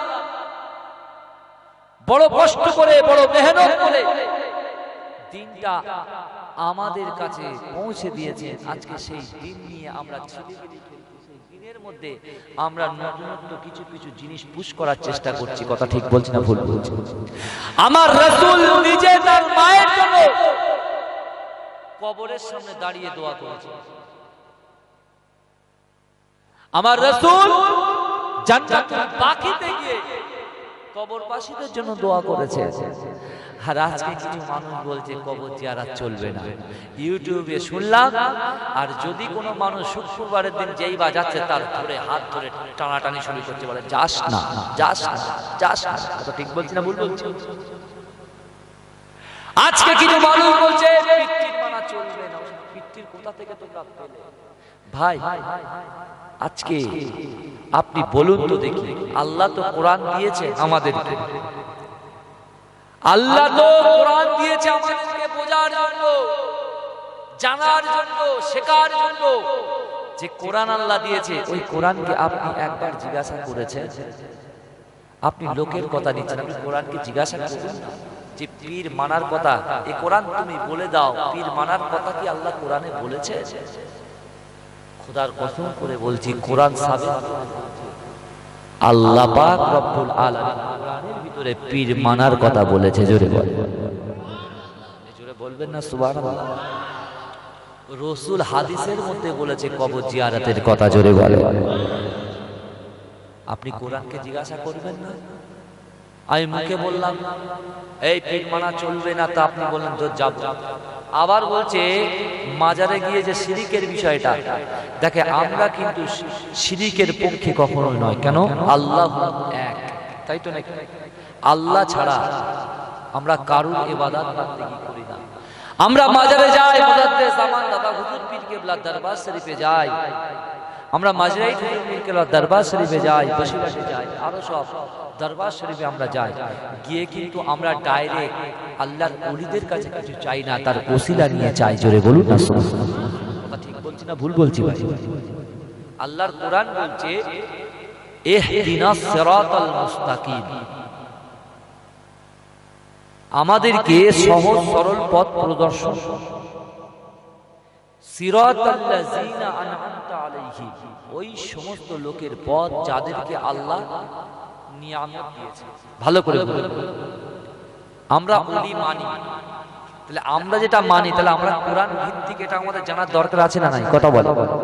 আমরা তো আল্লাহর ওলিকে ভালোবাসি, মুজাদ্দেদ জামান দাদা হুজুর পীর কেবলাকে ভালোবাসি, পাঁচ হুজুর পীর কেবলাকে ভালোবাসি, তারা আওলাদদেরকে ভালোবাসি, খাজা গরিবে নওয়াজ আসমি রাহমাতুল্লাহ আলাইহিকে ভালোবাসি। বিশ্বের যত ওলি আউলিয়া কিরাম আছেন সকলকে আমরা ভালোবাসি, তাই তো না? এখন আমরা যে ভালোবাসি, আর লোক বলছে ওলিদের মানা যাবে না, কোরআনে নেই, তাহলে আমাদের যদি না জানি কোরআন থেকে দলিলটা যদি না জানি, তাহলে আমাদের ভালো লাগবে কি? আমাদের মনের ভিতরে সন্দেহ জাগবে না যে কি হলো, সত্যি কি তাই? সত্যি যারা কোরআন হাদিস সম্পর্কে জ্ঞান রাখেন তারা কি বলে? আসুন আজকে একটু জানার চেষ্টা করি। আমার ভাই, বাঙানাটি গ্রামের ভাইরা, চিরাঙ্গাছার ভাইরা, আপনারা বাড়িতে থাকবেন না, আল্লাহর ওলির আওলাদ এসেছে, পীরের আওলাদ আপনাদের কাছে এসেছি আমার ভাই। কোরআন শরীফ বলছে সিরাতাল্লাযিনা আন'আমতা আলাইহিম, ওই সমস্ত লোকের পথ যাদেরকে আল্লাহ। এখন বলেন তো দেখি, নিয়ামত আল্লাহ কাদেরকে দিয়েছে? কয় শ্রেণীর মানুষের উপর আল্লাহ নিয়ামত দিয়েছে? এটা জানার দরকার নাই? কথা বলে আমার ভাইজানেরা, ও নবী পাকের উম্মত উম্মতিরা, আল্লাহর কোরআন জানিয়ে দিয়েছে চার শ্রেণীর মানুষের উপরে আল্লাহ নিয়ামত দিয়েছে। আল্লাযীনা আন'আমাল্লাহু আলাইহিম মিনান নাবিয়্যিনা ওয়াস-সিদ্দীকিনা ওয়াশ-শুহাদা'i ওয়াস-সালিহিনা হাসুনা উলাইকা রাফীকা। ওয়া মা ভাইজানেরা, চার শ্রেণীর মানুষের উপরে আমার আল্লাহ পাক নিয়ামত দিয়েছেন। জোরে বলেন, একটু মহব্বতের সঙ্গে বলেন। কয় শ্রেণীর মানুষের উপরে? চার শ্রেণীর মানুষের উপরে। মিনান নাবিয়িনা, নবীদের উপরে আল্লাহ নিয়ামত দিয়েছেন। সিদ্দিকিনা, রাসূলুল্লাহ সাহাবাদের উপরে আল্লাহ নিয়ামত দিয়েছেন। শহীদদের উপরে আল্লাহ নিয়ামত দিয়েছেন। ওয়াস-সালিহিন, যারা সত্যবাদী তাদের উপরে আল্লাহ নিয়ামত দিয়েছেন। ভাই তাহলে চারজন হলো তো নাকি? নবী, সিদ্দিক, শহীদ আর সলিহিন। আচ্ছা, নবীর দরজা বন্ধ তো? হ্যাঁ, সাহাবাদের দরজা বন্ধ, শহীদদের দরজা বন্ধ। তাহলে একটা দরজা সলিহিন, সত্যবাদীদের দরজাটা কিয়ামত পর্যন্ত খোলা থাকবে। জোরে বলবেন না? জোরে বলবেন না? এখন বলে খাজা গরিবে নওয়াজ আজমি রহমাতুল্লাহ আলাইহি, ইনি সত্যবাদী ছিলেন কি ছিলেন না? বলেন। সুফি ফাতি আলী বাইসি হুজুর রহমাতুল্লাহ, তিনি সত্যবাদী ছিলেন কি ছিলেন? মুজাদ্দিদ জামান বাবা হুজুর পীর কেবলা সত্যবাদী ছিলেন কি ছিলেন না? তার খলিফাগণ আহমদ আলী হামিদ জালি রহমাতুল্লাহ আলাইহি সত্যবাদী ছিলেন কি ছিলেন না? বসিরহাট আল্লামা রুহুল আমিন রহমাতুল্লাহ আলাইহি সত্যবাদী ছিলেন কি ছিলেন না? মাজিরা হুজুর পীর কেবলা রহমাতুল্লাহ সত্যবাদী ছিলেন কি ছিলেন না? কথা বলেন। এরা যদি সত্যবাদী হয়, আল্লাহর কোরআন কি বলতে শুনে? ইয়া আইয়ুহাল্লাযীনা আমানুত্তাকুল্লাহা ওয়া কুনু মা'আস সাদিকিন। ও দুনিয়ার মুসলমানেরা, ও নবী বলেন উম্মত উম্মতিরা, আল্লাহর কোরআন জানিয়ে দিয়েছে ইয়া আইয়ুহাল্লাযীনা আমানু, হে আমার বিশ্বাসী ইমানদার বান্দারা, ওয়াত্তাকুল্লাহা, আমি আল্লাহ আমাকে ভয় করো, ওয়া কুনু মা'আস সাদিকিন, সত্যবাদীদের সঙ্গে থাকো। মহব্বতের সঙ্গে বলা গেল না? সুবহানাল্লাহ। ও আমার ভাইজানেরা, ও নবী পাকের উম্মত উম্মতিরা, আমার কোরআন পাকের মধ্যে জানিয়ে দিলেন ইয়া আইয়ুহাল্লাযীনা আমানু, হে আমার বিশ্বাসী ইমানদার বান্দারা, লা তাত্তাখিযু বিতানাতাম মিন দুনিকুম, তোমরা মুমিন ব্যতীত অন্য কারোর সঙ্গে বন্ধুত্ব করো না। ও মুসলমান ঘরের ছেলেরা, আল্লাহ আমাদেরকে জানিয়ে দিলেন আজকে যারা আল্লাহর ওলি মানুষ তারা তো মুমিন ব্যক্তি। ও আমার ভাইজানেরা, ব্যক্তি বলে আমরা স্বীকার করে নিই। আল্লাহ পাক পরিষ্কার ভাবে কোরআন পাকের মধ্যে জানিয়ে দিলেন ইয়া আইয়ুহাল্লাযীনা আমানু লা তাত্তাখিযু বিতানাতাম মিন দুনিকুম, তোমরা মুমিন ব্যতীত অন্য কারোর সঙ্গে বন্ধুত্ব করো না। ও মুসলমান ঘরের ছেলেরা, ও নবী পাকের উম্মতিরা, তাহলে বিশ্ব নবী রাসূলুল্লাহ সাল্লাল্লাহু আলাইহি ওয়াসাল্লামের জবান থেকে বলেছেন আল উলামা ওয়ারাসাতুল আম্বিয়া, আমি আমার হাদিস হিসাবে উলামা সম্প্রদায়কে রেখে গেলাম। ও মুসলমান ঘরের ছেলেরা, ওই উলামা সম্প্রদায়গুলো হলো মুজাদ্দিদ জামান দাদা হুজুর পীর কেবলা রাহমাতুল্লাহ আলাইহির মতো মানুষ, সুফি ফাতি আলী বাইসি রাহমাতুল্লাহ আলাইহির মতো মানুষ। ও আমার ভাইজানেরা, হিন্দুস্তানের বাদশাহ খাজা গরিবে নওয়াজ আজমিরি রাহমাতুল্লাহ আলাইহির মতো মানুষ। আমি কি আপনাদের বোঝাতে পারছি? বুঝলেন কিছু? আল্লাহ ওলিদের কথা কোরআনে বলেছে কি বলেন? কথা বলেন। কিন্তু আমার ভাইজানেরা, ও নবী পাকের উম্মত উম্মতিরা, আজকে শয়তান এমন ভাবে আমাদের দিলকে বেষ্টন করে ফেলেছে। ও মুসলমান ঘরের ছেলেরা, শয়তান আমাদের মধ্যে কোরআন কানটাকে পুশ করতে দেয় না, আমাদের কানের মধ্যে ঢোকাতে দেয় না।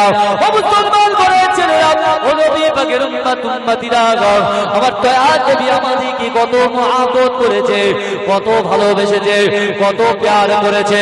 আমার আপনার নবী দয়া নবী মহব্বতের সাহাবা হযরত তালহা রাদিয়াল্লাহু তাআলা আনহু মসজিদে নববী শরীফে বিশ্ব নবী রাসূলুল্লাহ সাল্লাল্লাহু আলাইহি ওয়াসাল্লাম যখন সালাম ফেরালেন, নামাজ থেকে সালাম ফিরিয়ে আমার দয়াল নবী যখন সাহাবাদের দিকে মুখ করে বসলেন, আমার দয়াল নবী দেখতে পেলেন আমার দয়াল নবীর 18 বছরের সাহাবা হযরত তালহা বিশ্ব নবীর কাছে গেছে রাসূলুল্লাহর হাতে হাতে চুম্বন দিচ্ছে না।